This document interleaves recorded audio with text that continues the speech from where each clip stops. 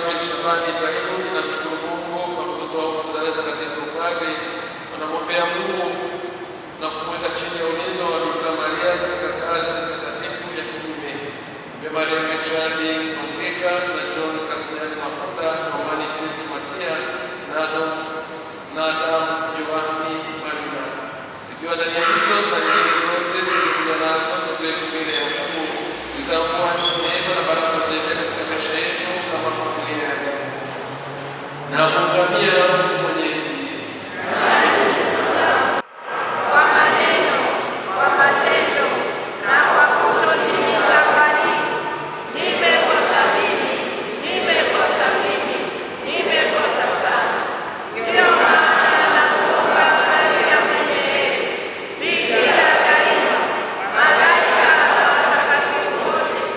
Na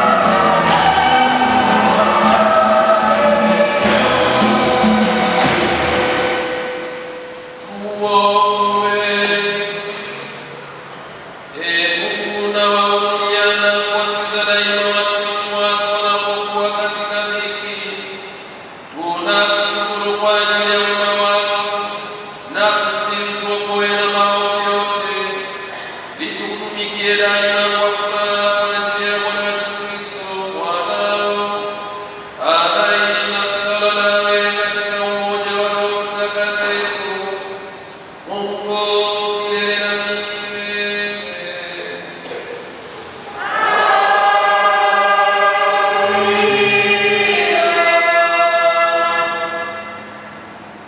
Heri mumewe akipata mke mwema, hata jumla ya siku zake zitakuwa maradufu.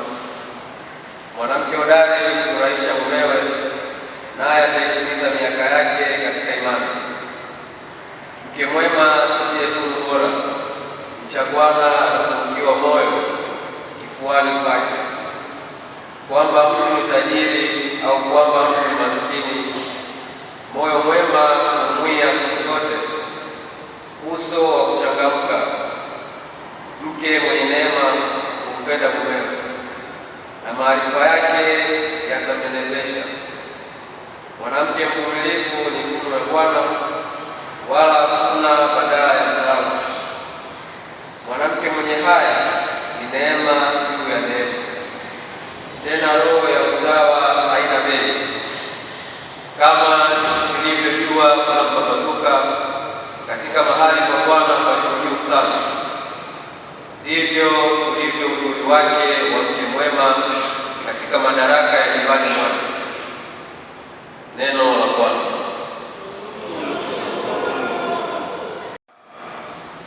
Yesu akamwambia, mama, kuna nini mimi na wewe? Saa yangu haijawadia. Mama yake akamwambia, watumishi, lolote atakalowaambia fanyeni. Basi wako huko mabalasi 6 ya mawe, nayo yamewekwa huko kwa desturi ya Wayahudi ya utawala, kila mmoja apata kadiri ya nzio 2-3. Yesu akawaambia, jalizeni mabalasi maji. Nao wakayajaliza hata juu. Akawaambia, sasa tekeni mkapeleke mkuu wa meza. Wakapeleka.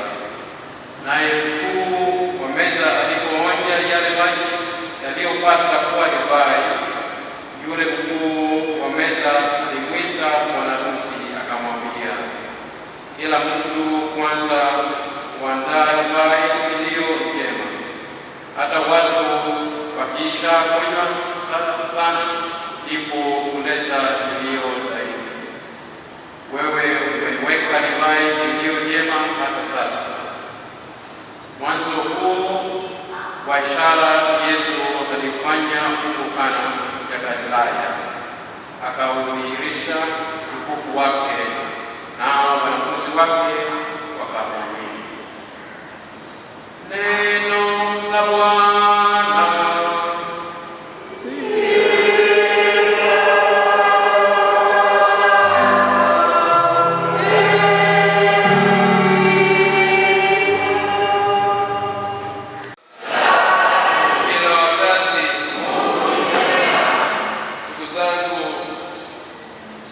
Tumekusanyika asubuhi ya leo kumshukuru Mungu, kuunganika na familia ya Emmanuel Limo wanapomshukuru Mungu siku hii ya leo, wanaposindikiza binti yao kwa sala katika maisha ya watakatifu, wakipokea kila lilo jema katika safari ya kwenda kuanzisha maisha ya ndoa takatifu. Kama kanisa tunasali na tukimwomba Mungu aendelee kuweka baraka, neema na ustawi katika maisha haya waliochagua. Mungu akaendelee kuwatunza, kuwalea na kuwezesha kwa mazuri yote wanayotamani katika maisha. Tunapolitafakari neno la Mungu na hasa zaidi kwa bibi harusi mtarajiwa, naomba sana uzingatie ujumbe huu wa nabii wa hekima ya Yoshua bin Sira, ambao tumeelezwa kwamba mke mwema humpendeza mumewe. Tunaamini katika malezi ambayo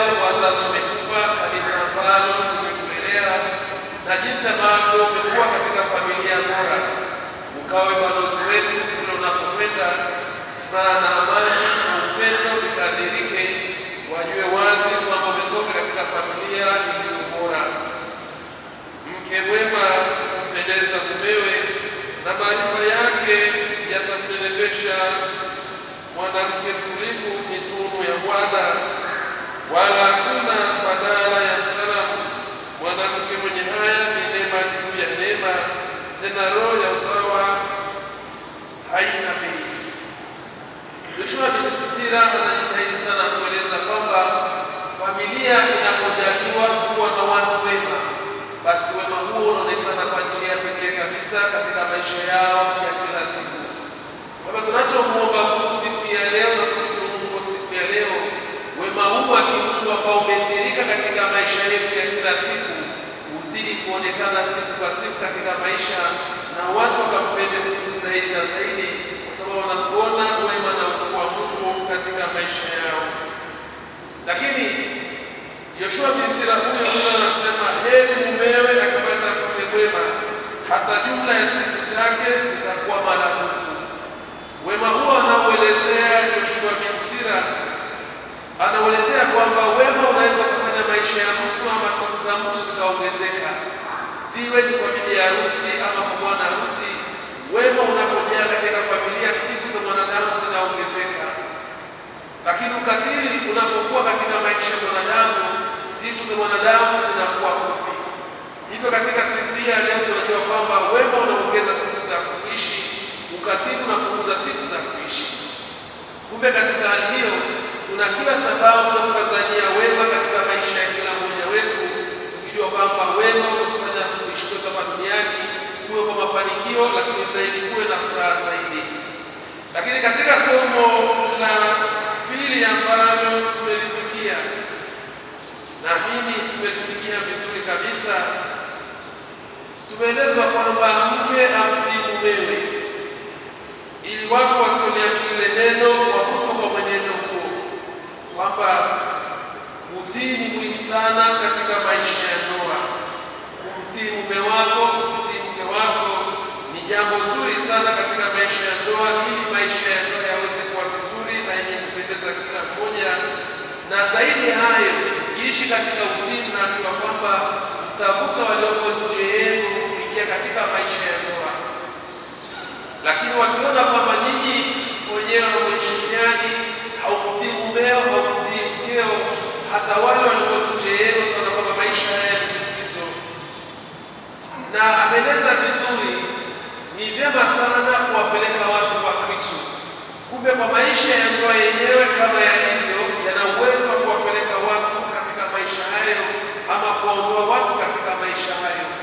Kumbe ni jukumu la kila mwanandoa kuhakikisha kwamba anakuwa kikoleza cha maisha sakramenti ya ndoa, ili hawa wote ambao hawajafunga ndoa waone umuhimu na umaana wa kuishi maisha hayo matakatifu, ambayo ni kitalu cha maisha mengine yote ya kanisa.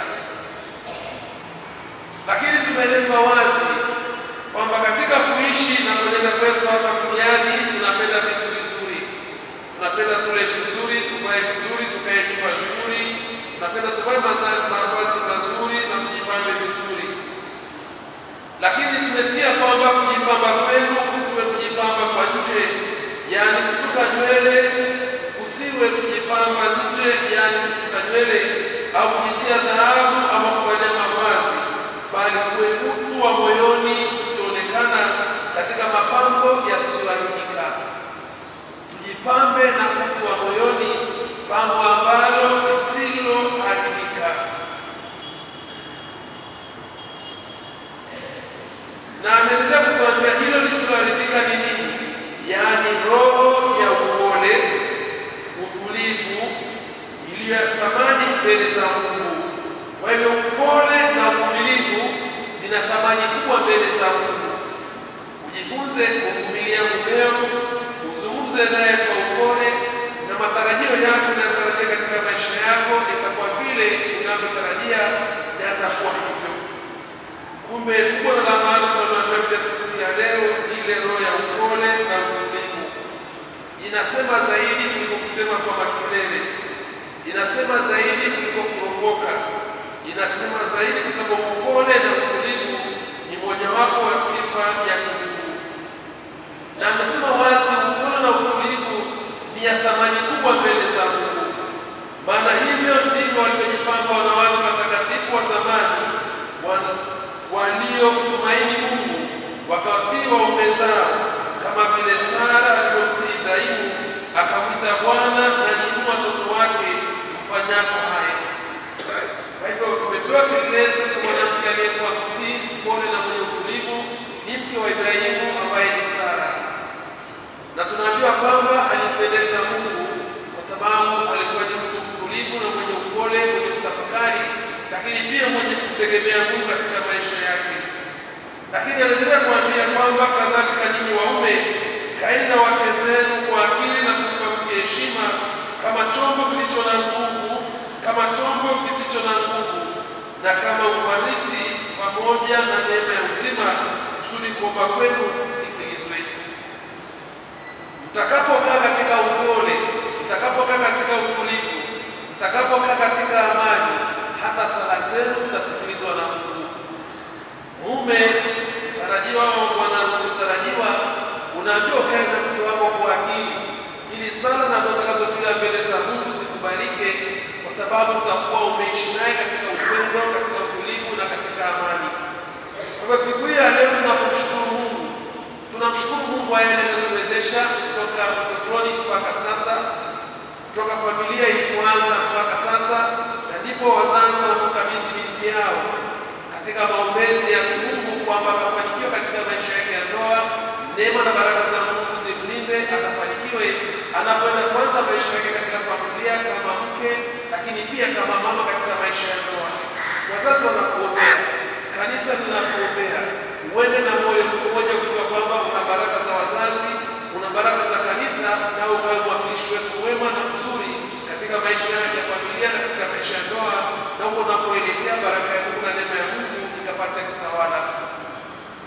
Katika somo la Injili ambalo tumelisikia, ni harusi ya kwanza ambayo imerekodiwa, ambapo Mama Bikira Maria na Kristo na mitume walialikwa, na walipoalikwa katika harusi ile, kama ilivyo kawaida ya harusi nyingine yote, waalikwa walikuwa ni wengi. Lakini Mama Bikira Maria alipokuwa anapita huku na kule, aligundua kwamba kinywaji kinatimikia, kinywaji kinamalizika. Akawaambia wale wanafunzi wake, lolote atakalowaambia ifanyeni. Na muda ulipofika, wakajaza maji katika mabalasi, yakapelekwa kwa mkuu wa meza. Yalipokwisha barikiwa, yakawa ni divai iliyo njema. Kwa hivyo ndugu zangu, uwepo wa Bikira Maria katika harusi ya Kana ulileta faraja kubwa kwa bwana harusi yule. Jaribu kuangalia kwamba umewalika watu, halafu kinywaji kimeisha ama chakula kimeisha, unaweza kuona malumbano yanaweza kutokea, malawama zinaweza kutokea. Kwenda mahali fulani kwa ni sherehe ya upadri, baada ya kutengeneza picha zake nzuri, kinywaji kutosha na chakula kutosha, nianza kusikia kusema ametengeneza picha kutupa pia sisi tunakula picha. Sifu Yesu Kristo. Anatengeneza picha kutugaia picha, sisi tunataka kule, tunywe, tusherehekee. Kwa hivyo zile picha waliotoka kutugaia kule barabarani na tunashuka kule barabarani, kwa sababu walikosa chakula na walikosa kinywaji. Lakini ndugu zangu, harusi hii ya Kana, bwana harusi huyu alisifika kwa sababu alimwalika Kristo na Bikira Maria katika harusi yao, na divai njema ilipatikana katika harusi ile, mpaka wakashangaa imekuwaje divai nzuri mpaka mwisho. Sio desturi yetu. Desturi yetu ni kwamba kinywaji hafifu wekwa mwishoni, njema tunaiwai mapema, lakini umekuona divai njema kuanzia mwanzo mpaka mwisho. Hii iliwezekana kwa sababu alimwalika Kristo na alimwalika Bikira Maria katika harusi yake ile, na mpaka mwisho alikuwa na shida yoyote, hata pale shida zilipoanza kutokea, kwa sababu Bikira Maria alikuwepo na Kristo, walimalizana shida ambayo inaweza kutokea. Hivyo nawe unapoingia katika maisha ya watakatifu, tunapokuombea uende na Kristo na uende na Bikira Maria. Hapa na pale changamoto ndogo zikosekani katika maisha ya mwanadamu, lakini ukienda na Bikira Maria ukasali rozari, ukasali na kusoma neno la Mungu, ukapokea Ekaristi Takatifu, ukapokea sakramenti ya kitubio, kwa hakika makuu na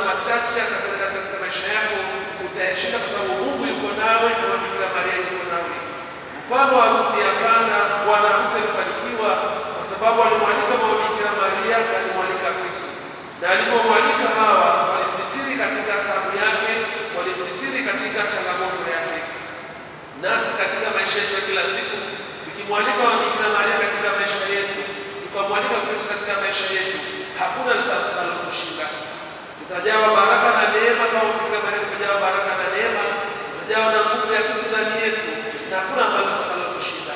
Kumbe kuna umuhimu sana tunapoingia katika maisha ya ndoa, usiache kusali. Wazazi wenu wamekuwa kusali dunia kwa kipindi kirefu, katika kipindi kirefu ni kielelezo cha imani kwenu kama watoto na wengine wanaowazunguka. Igeni moyo wa sala, msirudi nyuma. Sala ina nguvu zaidi kupambana na changamoto katika maisha yetu ya kila siku, maana inatupa uzoefu, inatupa nguvu ya ndani, na inatupa ushindi kwa yale ambayo tunapambana nayo. Lakini kupokea kanisa katika sakramenti ya kitubio ni vya muhimu sana katika maisha ya Kristo, ili uweze kushinda magumu na yenye changamoto katika maisha yetu. Nayo pia mmekuwa katika maisha ya namna hiyo, endeleeni, msirudi nyuma, msikate tamaa. Tembeni na Kristo katika maisha yenu, ishini na watu vizuri, neema ya Mungu na baraka ya Mungu hamtatilikiwa katika maisha yenu. Safari hii ya harusi ya Kana, uwepo wa Bikira Maria na Kristo mwenyewe ni uwepo wa baraka katika ndoa yao, ni uwepo wa baraka katika harusi yao. Nanyi pia mwalikeni wa Bikira Maria, msimwache. Mwalikeni Kristo katika ndoa yenu, msimwache. Mtegemeeni Kristo katika ndoa yenu, msimwache. Utaona baraka na neema ya Mungu zilivyo nyingi katika maisha yenu. Kama kanisa linawaombeni udumifu wa maisha ya kumtukuza Mungu katika ndoa takatifu. Mpende Mungu, kumwamini Mungu, mtegemee Mungu, na Mungu atakuwa ngao na kimbilio lenu. Msifu Yesu Kristo. Amen. Basi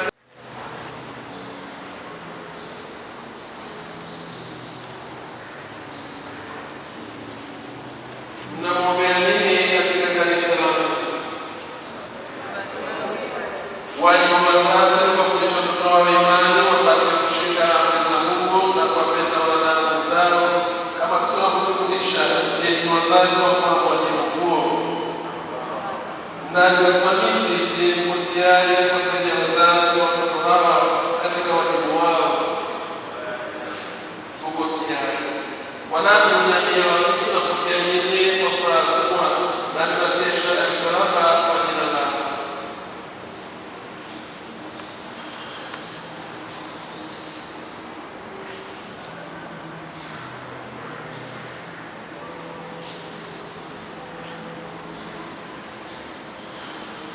Ndugu zangu, muombe Bwana wetu Yesu Kristo ashike rehema yake kutoka anayepata neema batizo na wazazi katika usimamizi wao wote waliobatizwa kwa fumbo takatifu katika ufufuo wako, mbele majalia uzima mpya kwa ubatizo na kukusanya katika kanisa takatifu. Tunafikia kwa kuomba usikie. Ubatizo katika imani uweze kuwafanya wafuasi wako waaminifu na shahidi wa Injili yako, Bwana. Watakatifu wa maisha yao upende kuwafikisha kwenye furaha ya ufalme wa mbinguni, Bwana. Upende kuwafanya wazazi wasimamizi hao wamekuwa wema wa imani kwa watoto wao, Bwana. Upende kuwafanya daima jamaa zao katika upendo wako, Bwana.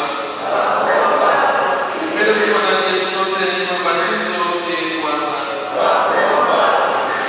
Maria Mtakatifu, mama wa Mungu, Mtakatifu Yosefu, Mtakatifu Yohana Mbatizaji, Mtakatifu Petro na Paulo, Mtakatifu Isidori, watakatifu wote wa Mungu. Sala ya kupakwa mafuta kabla ya ubatizo.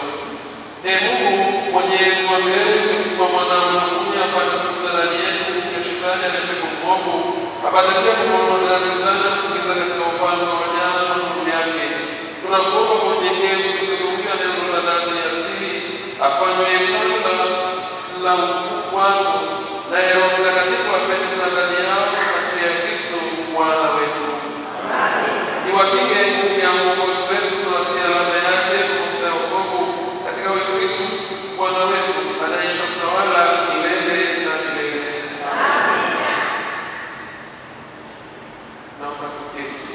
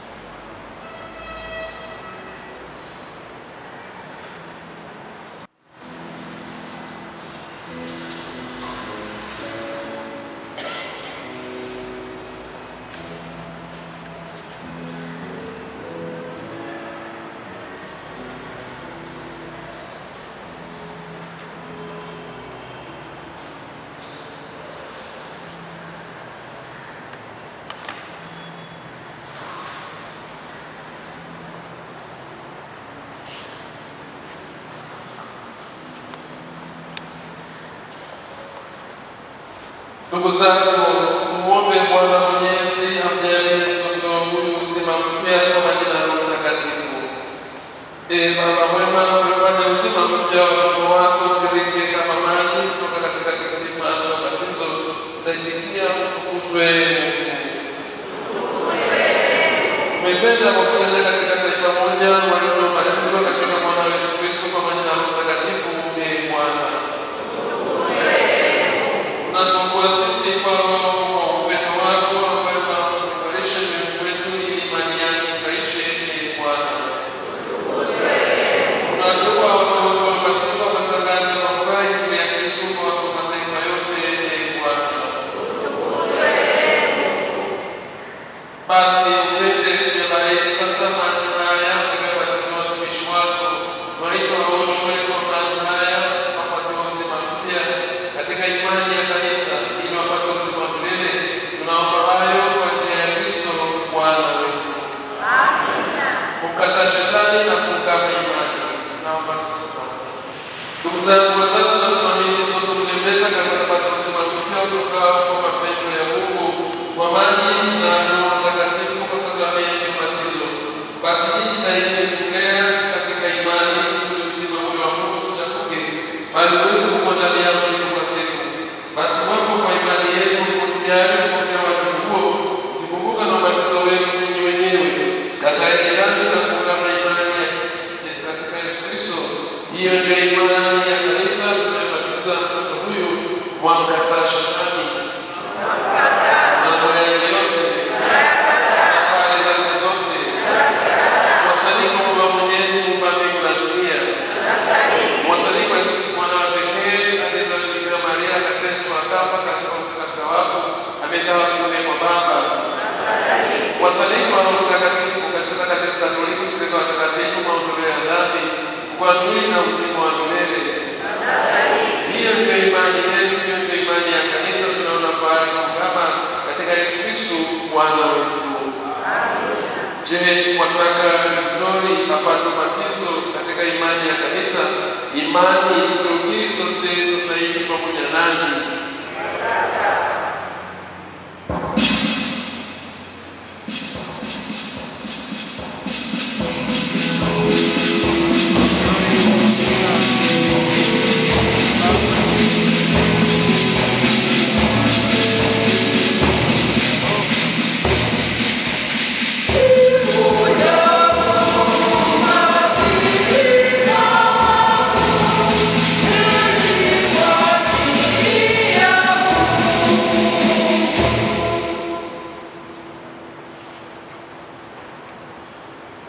Kudhihirisha ubatizo kwa mambo matakatifu ya Krisma.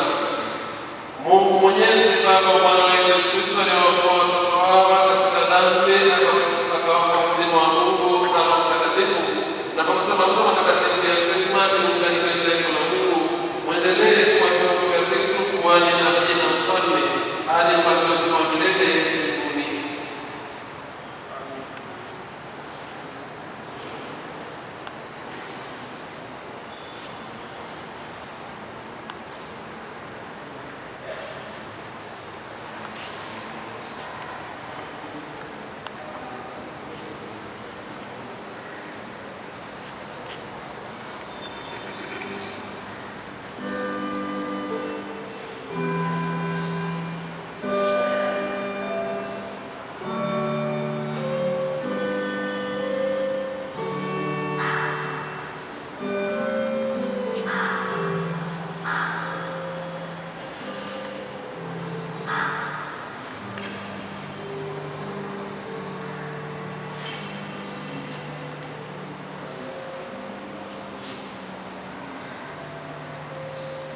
Isidori sasa umekuwa kikombe kipya kwa Kristo mwenye umri ishara ya kichwa chako na kusaidiwa kwa maneno ya mifano ya jirani zako katika safi katika uzima wa milele.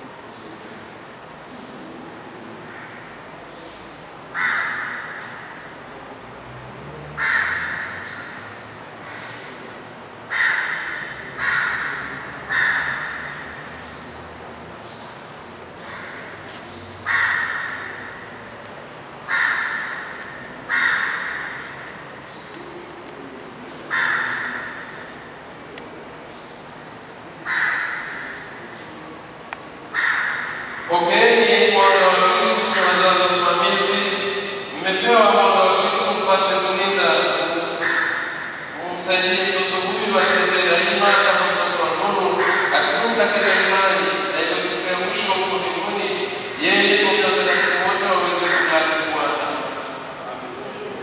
Bwana wetu Kristo alifanya vitu wasikie na Mungu waseme, akujaliwe kusikia kwa masikio neno lake na kutaka kwa mama imani ya Kristo kwa sifa na ukubwa wa Mungu Baba. Ndugu zangu, mtoto huyu amezaliwa dunia kwa ubatizo, sasa ni mtoto wa Mungu na kweli mtoto wa Mungu sawa nasi. Baadaye atapokea ulimwengu wa Roho Mtakatifu sakramenti ya kipaimara, na katika mtakatifu atapokea Bwana aliyetulia sadaka. Muombe Mungu na tumuombe Roho Mtakatifu amwongoze mtoto huyu katika makuzi na neema na baraka ya Mungu isipunguke katika maisha yake, na Roho wa Mungu atupe daima ndani yake. Tumsifu Yesu Kristo. Na hapa tupongeze kutoka katika Kristo.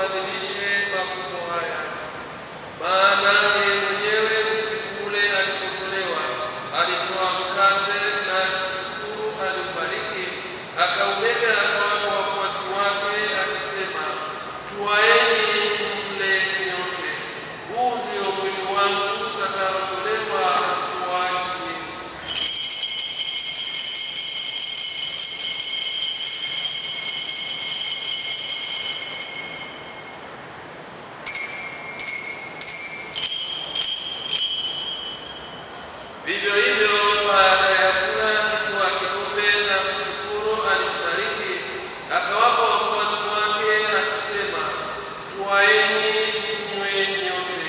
Hiki ndicho kikombe cha damu yangu, damu ya agano jipya la milele itakayomwagika kwa ajili yenu na kwa ajili ya wengi kwa maondoleo ya dhambi.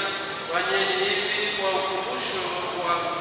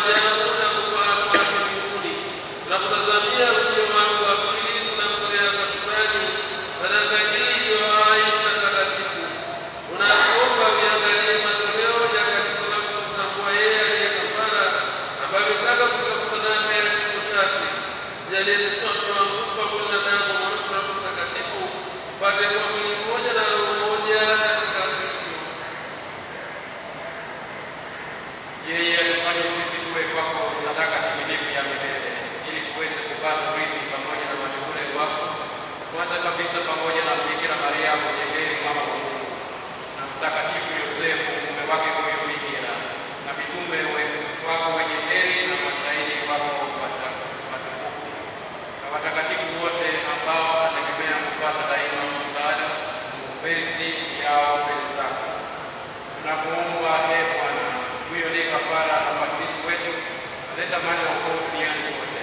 Twende kuimarisha katika imani na mapendo kanisa lako linalosafiri hapa duniani, pamoja na mtumishi wako Baba Mtakatifu wetu Leo wa 14, askofu wetu Yuda Tadei na msaidizi wake, pamoja na askofu wote, wakleri wote na watu wote wanaofanya kuwa taifa lako. Sikilize kwa wema sala za jamaa hiyo uliyoita hapa mbele yako. Baba uliye mtakatifu, karama yako wakusanye kwako wanao wote waliotawanyika popote duniani. Wapokee kwa wema katika ufalme wako Yosefu marehemu, na wote walioaga dunia wakiwa wamekupendeza. Nasi tunatumaini kufika katika ufalme huu, ili pamoja tushibishwe milele kwa utukufu wako, kwa njia ya Kristo Bwana wetu, ambaye kwa njia yake unakujalia ulimwengu mema yote.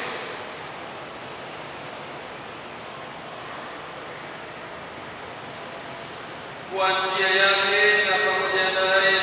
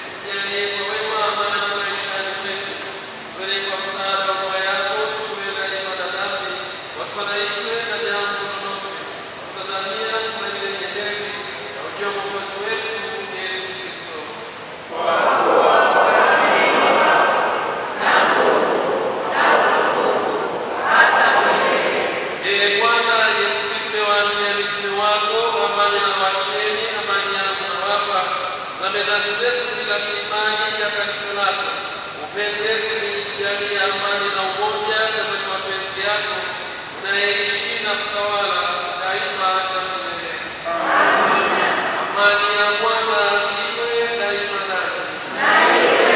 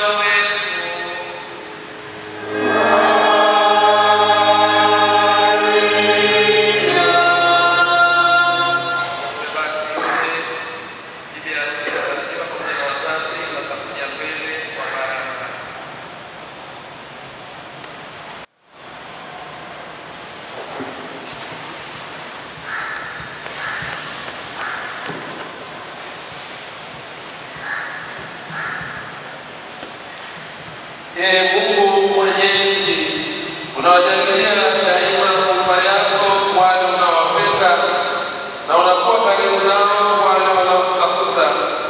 Mtazame kwa huruma mtumishi wako huyu anayetarajia kuanza maisha ya ndoa.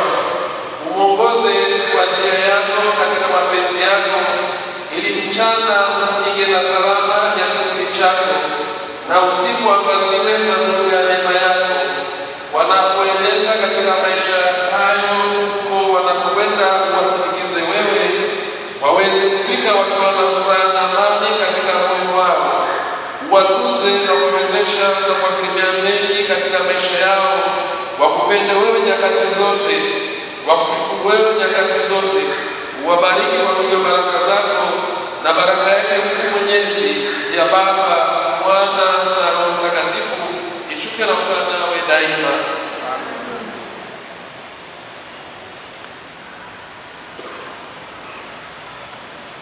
Bwana akuongoze katika njia yako, awaingize katika furaha na wokovu wake.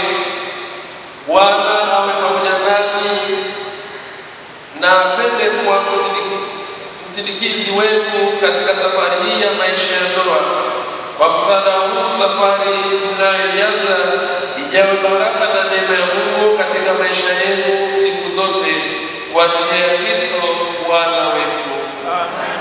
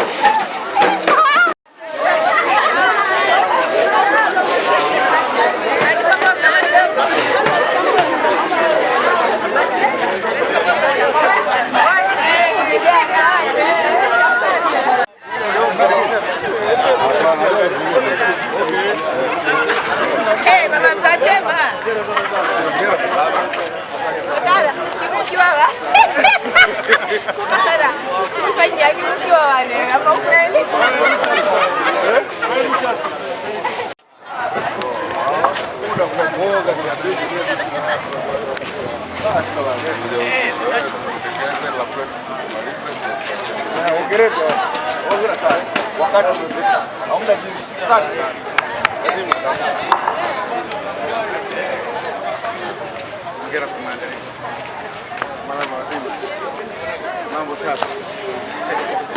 Mungu amesimama.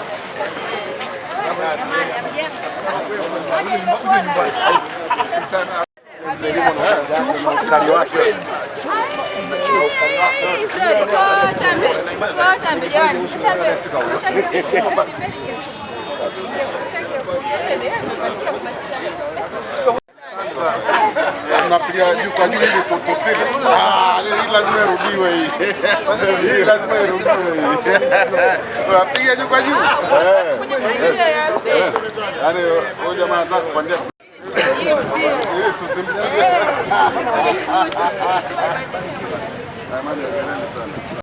Mambo ya. Asante sana. Aisee. Yaani nimechelewa, nimekimbia, nikasema Mungu wangu kama nitakupata foleni barabarani nitakuwaje?